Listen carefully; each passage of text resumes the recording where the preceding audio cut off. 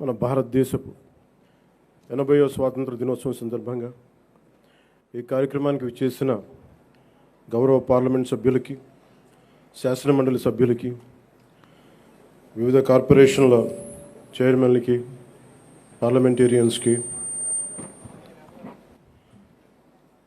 డైరెక్టర్స్కి, జిల్లా కలెక్టర్ గారికి, జిల్లా ఎస్పీ గారికి, జిల్లా అధికారులకి, పోలీస్ అధికారులకు, కవాతులో పాల్గొనడానికి విచ్చేసిన బృందాలకు, మహిళా ప్రతినిధులకు, రైతులకు, కార్మికులకు, ఉపాధ్యాయులకు, విద్యార్థులకు, మీడియా మిత్రులకు, అలాగే కాకినాడ జిల్లా ప్రజలకి, రాష్ట్ర ప్రజలకి, భారతదేశ ప్రజలందరికీ మన స్వాతంత్ర దినోత్సవ శుభాకాంక్షలు తెలియజేసుకుంటున్నాం.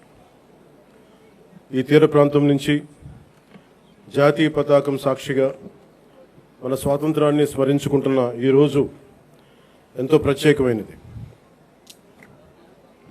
80 సంవత్సరాల అంటే దాదాపు 8 దశాబ్దాల భారత ప్రయాణం. ఒక తరం స్వాతంత్రం కోసం పోరాడింది, ఒక తరం ఆ స్వాతంత్రాన్ని కాపాడింది, మరో తరం దేశ నిర్మాణానికి పునాదులు వేసింది. ఇప్పుడు భారతదేశం మరింత బలమైన, సమర్థవంతమైన, స్వయం సమృద్ధి కలిగిన దేశంగా ప్రపంచానికి నాయకత్వం వహించే దిశగా అడుగులు వేస్తున్న తరుణంలో ఆ మహత్తర ప్రయాణాన్ని మరింత వేగంగా, మరింత గొప్పగా ముందుకు తీసుకెళ్లే బాధ్యత అన్ని తరాల మీద ఉంది, ప్రత్యేకించి కొత్త తరం మీద ఉంది. ఈ సంవత్సరం మన స్వాతంత్ర దినోత్సవానికి మరో చారిత్రాత్మక ప్రత్యేకత ఉంది. మన జాతీయ గీతం వందే మాతరంకి 150 సంవత్సరాలు పూర్తవుతా ఉన్నాయి. స్వాతంత్ర సమరయోధులు కష్టాలు, వారి త్యాగాలు ఫలితంగా మనకు లభించిన స్వాతంత్రాన్ని కేవలం ఒక చారిత్రక ఘట్టంగా గుర్తు చేసుకోవడం కాదు, స్వాతంత్రాన్ని అర్థం కల్పించే బాధ్యతను కూడా మనం గుర్తు చేసుకోవాలి. ఆ బాధ్యతను గుర్తు చేసుకోవడానికి కాకినాడ కంటే గొప్ప వేదిక మరొకటి ఉండదు. మన కాకినాడకి స్వాతంత్ర పోరాటంతో కూడా చాలా గొప్ప అనుభవం ఉంది. 1923లో కాకినాడలో జరిగిన అఖిల భారత కాంగ్రెస్ సమావేశం జాతీయ స్వాతంత్ర ఉద్యమ చరిత్రలో ఒక ముఖ్యమైన అధ్యాయం. జాతీయ చైతన్యానికి కాకినాడ ఒక వేదికగా నిలిచిందనడానికి ఒక గొప్ప ఉదాహరణ. అదే స్ఫూర్తిని మన చుట్టూ ఉన్న ప్రజల జీవితాల్లో కూడా మనం చూడవచ్చు. ఈ తీర ప్రాంతంలో తుఫాన్లు వస్తాయి, సముద్రపు కోత ఉంటుంది, భారీ వర్షాలు ఉంటాయి, ప్రకృతి అనుక్షణం ఎన్నో సవాళ్లు విసురుతూ ఉంది. అయినా మన మత్స్యకార సోదరులు సముద్రంలోకి వెళ్తారు, రైతులు పొలాల్లోకి వెళ్తారు, నేతలు తన మగ్గాల ముందు కూర్చుంటారు, కార్మికులు తమ పనిలోకి వెళ్తారు, యువత తమ భవిష్యత్తు కోసం ముందుకు సాగుతూ ఉంది. కుటుంబాన్ని నిలబెట్టడానికి, సమాజాన్ని ముందుకు తీసుకెళ్లడానికి సామాన్య మనిషి ప్రతిరోజు చేసే పోరాటం ఈ దేశ నిర్మాణంలో భాగం. ప్రధానమంత్రి గారి శ్రీ నరేంద్ర మోదీ గారి వికసిత్ భారత్ 2047 సంకల్పంలో ఆంధ్రప్రదేశ్ తన వంతు బలమైన పాత్రని పోషిస్తుంది. కేంద్ర రాష్ట్ర ప్రభుత్వాల సమన్వయంతో రాష్ట్ర అభివృద్ధి పదంలో వేగంగా ముందుకు సాగుతూ ఉంది. కేంద్రం అందిస్తున్న మౌలిక వసతులు, పెట్టుబడులు, సాంకేతికత, జాతీయ స్థాయి పథకాలకు రాష్ట్ర ప్రభుత్వం తన పరిపాలనా సామర్థ్యాన్ని జోడించి వాటి ఫలాలు ప్రజలకు చేరేలా సర్వశక్తులు ఒడ్డి పనిచేస్తాం. ఇటీవల కేంద్రం రాష్ట్రాలకు ముందస్తుగా పన్ను వాటా నిధులు విడుదల చేయగా ఆంధ్రప్రదేశ్కి 4,597 కోట్లు అందాయి. ఇలాంటి కేంద్ర రాష్ట్ర సమన్వయం రాష్ట్ర అభివృద్ధికి మరింత వేగాన్ని అందిస్తాం. అదేవిధంగా స్వాతంత్ర్యం వచ్చి ఇన్నేళ్లు గడిచిన రహదారి సౌకర్యానికి నోచుకొని గిరిజన గ్రామాలకు తొలిసారిగా రహదారి సౌకర్యం కల్పించాలనే లక్ష్యంతో డోలీ రహిత గిరిజన గ్రామాల కోసం అడవి తల్లి బాట కార్యక్రమం కింద 2,078 కోట్లతోటి 2,310 కిలోమీటర్ల రహదారుల నిర్మాణం చేపట్టాం. ఇప్పటికే 905 కిలోమీటర్ల రహదారుల నిర్మాణాన్ని పూర్తి చేశాం. జలజీవన్ మిషన్, అమర్ జీవి జలధార కింద గతంలో అసంపూర్తిగా ఉన్న పులివెందుల, డోన్, ఉద్దానం తాగునీటి ప్రాజెక్టులని దాదాపు పూర్తి చేశాం.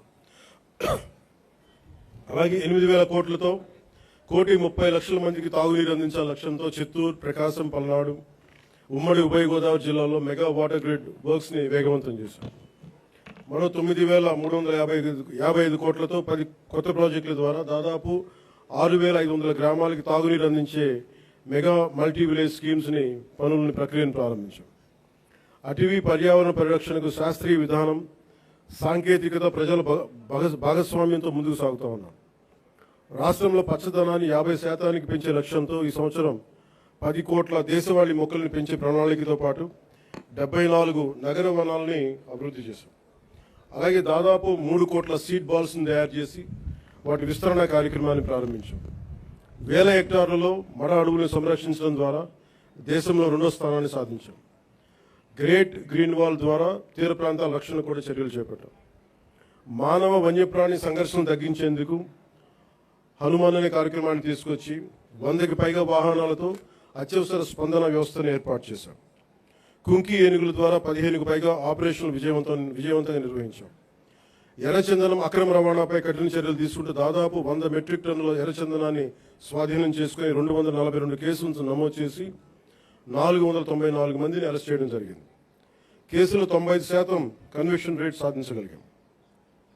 అటవీ భూ ఆక్రమణ చర్యలు తీసుకొని దాదాపు 10,506 హెక్టార్ల అటవీ భూమిని తిరిగి ఎన్డీఏ ప్రభుత్వం స్వాధీనం చేసుకుంది. రైతు సంక్షేమానికి ప్రాధాన్యత ఇస్తూ పీఎం కిసాన్, అన్నదాత సుఖీభవ పథకాల ద్వారా సుమారు 47 లక్షల రైతు కుటుంబాలకు ఏడాది 3,125 కోట్లతోటి ఒక్కొక్క రైతు కుటుంబానికి 20,000 సాగు సాయం అందిస్తా ఉన్నాం. ఆదాయ పౌర సరఫరాల శాఖ ద్వారా రైతులు పండించిన ధాన్యాన్ని మద్దతు ధరకు కొనుగోలు చేశాం. గత ఖరీఫ్ సీజన్లో 1.82 కోటి 82 లక్షల మంది రైతుల నుంచి 48.70 లక్షల మెట్రిక్ టన్నుల ధాన్యాన్ని కొనుగోలు చేశాం. కొనుగోలు చేసిన ధాన్యానికి సంబంధించిన 11,556 కోట్లని 48 గంటల్లోనే రైతుల ఖాతాల్లో జమ చేయిస్తాం. రబీ సీజన్లో మరో 6,037 కోట్ల విలువైన ధాన్యాన్ని సేకరించాం. గతంలో అగ్రికల్చర్ మార్కెటింగ్ కమిటీల ద్వారా రైతుల నుంచి సెస్ వసూలు చేసిన ఆ నిధుల్ని చాలా అవసరమైన డొంక రోడ్ల నిర్మాణానికి గత ప్రభుత్వం వినియోగించలేదు. కానీ కూటమి ప్రభుత్వం విబి జీరాంజీ పథకం ద్వారా 10,000 కిలోమీటర్ల డొంక రోడ్ల నిర్మాణానికి శ్రీకారం చుట్టబోతా ఉంది. అలాగే నేతన్న భరోసా ద్వారా చేనేత కార్మికులకు, మత్స్యకార సేవల పథకం ద్వారా మన పథకాల ద్వారా మత్స్యకారులకు అండగా నిలుస్తున్నాం. సంక్షేమం ద్వారా ప్రజలకు ఈరోజు భరోసా కల్పిస్తున్నాం. అభివృద్ధి ద్వారా రేపటి అవకాశాలు నిర్మిస్తా ఉన్నాం. గౌరవ ముఖ్యమంత్రి శ్రీ నారా చంద్రబాబు నాయుడు గారి నాయకత్వంలో రాష్ట్ర రాజధాని అమరావతిని అభివృద్ధి చేస్తున్నాం. రాష్ట్రం పెట్టుబడులు ముందుకు వస్తూ ఉన్నాయి. రాష్ట్ర జీవనాడైన పోలవరం కొత్త ప్రాజెక్టుని శరవేగంగా పూర్తి చేసుకుంటా ఉన్నాం. అలాగే ప్రత్యేకించి పిఠాపురం నియోజకవర్గం ప్రజల కోసం దాదాపు 1000 కోట్లతో ఎన్నడూ లేని విధంగా అభివృద్ధి పనులు చేపట్టాం. ఇందులో Uppada sea protection wall, roads, drains, తాగునీటి వస్తువులు, రైల్వే ఓవర్ బ్రిడ్జ్, రైల్వే స్టేషన్ల ఆధునీకరణ, 100 పడకల ఆసుపత్రి, దేవాలయాల అభివృద్ధి, నగరవనం, చెరువుల పునరుద్ధరణ వంటి కీలక పనులు ఉన్నాయి. పల్లె పండుగ, విబి జీరాంజీ వంటి కార్యక్రమాలతో పిఠాపురం అభివృద్ధికి మరింత వేగంగా తీసుకొచ్చాం. నేటి యువతతోటి మాట్లాడటం అంటే రేపటి భారతదేశంతో మాట్లాడటం. అందుకు మీతోటి కొన్ని మాటలు పంచుకోవాలనుకుంటాం. మీరు కేవలం భారతదేశ భవిష్యత్తు కాదు, భారతదేశపు ప్రస్తుత బలం కూడా. ఈ రోజున సమాచారం మనకి క్షణాల్లో చేరుతా ఉంది. But speed is not truth. ఏదైనా నమ్మే ముందు ఆలోచించండి, అనుసరించే ముందు ప్రశ్నించండి, నిర్ణయం తీసుకునే ముందు పరిశీలించండి. మన రాజ్యాంగ ప్రాథమిక విధుల్లో article 51 clause A sub clause H కూడా ప్రతి పౌరుడు శాస్త్రీయ మానవతా పరిశీలన సంస్కరణ దృక్పథాలను, scientific temper, humanism, enquiry and reforms పెంపొందించుకోవాలని చాటి చెప్తూ ఉంటుంది. మనందరికీ మన అభిప్రాయాన్ని స్వేచ్ఛగా వ్యక్తం చేసే హక్కు ఉంది. అది మన ప్రజాస్వామ్యానికి చాలా గొప్ప బలం. కానీ ఆ స్వేచ్ఛని ఇతరులను దూషించడానికి, తప్పుడు సమాచారం వ్యాప్తి చేయడానికి ఉపయోగించకూడదు. Before sharing, verify data. Before criticising, know the facts. Before abusing, remember your responsibility. బలమైన ప్రజాస్వామ్యానికి మనకు కావాల్సింది బ్లైండ్ ఫాలోవర్స్ కాదు, ఇన్ఫార్మ్డ్ సిటిజన్స్ చాలా అవసరం.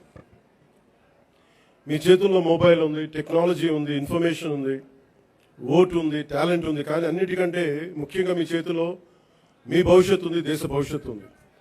ప్రతి తరం తన కాలానికి ఒక బాధ్యతని మోస్తుంది. స్వాతంత్ర ఉద్యమంలో ఒక భగత్ సింగ్, చంద్రశేఖర్ ఆజాద్, నేతాజీ వంటి యువకుల స్ఫూర్తితోటి ఆ రోజున దేశం కోసం త్యాగాలు చేశారు. స్వాతంత్రం వచ్చిన తర్వాత తరాలు దేశ నిర్మాణానికి పునాదులు వేశాయి. ఇప్పుడు ఆ జాతీయ నిర్మాణపు జ్యోతిని ముందుకు తీసుకువెళ్లాల్సిన అవసరం మన యువతది. మీరు ఈ దేశపు యువతది. మీ ఆలోచనలు స్వేచ్ఛగా ఉండాలి, అన్యాయంపై అసహనం ఉండాలి, మార్పు తీసుకురావాలని తపన ఉండాలి. ప్రభుత్వాన్ని ప్రశ్నించండి, విధానాలను విమర్శించండి, నిరసన తెలియజేయండి. కానీ మీ కోపాన్ని విధ్వంసంగా కాకుండా నిర్మాణాత్మక శక్తిగా మార్చండి. పోరాడే సమస్యలు నిజమైనవే కావచ్చు, కానీ వాటిని ఎవరు ఏ దిశలోకి తీసుకువెళ్తున్నారనేది ఆలోచించాలి.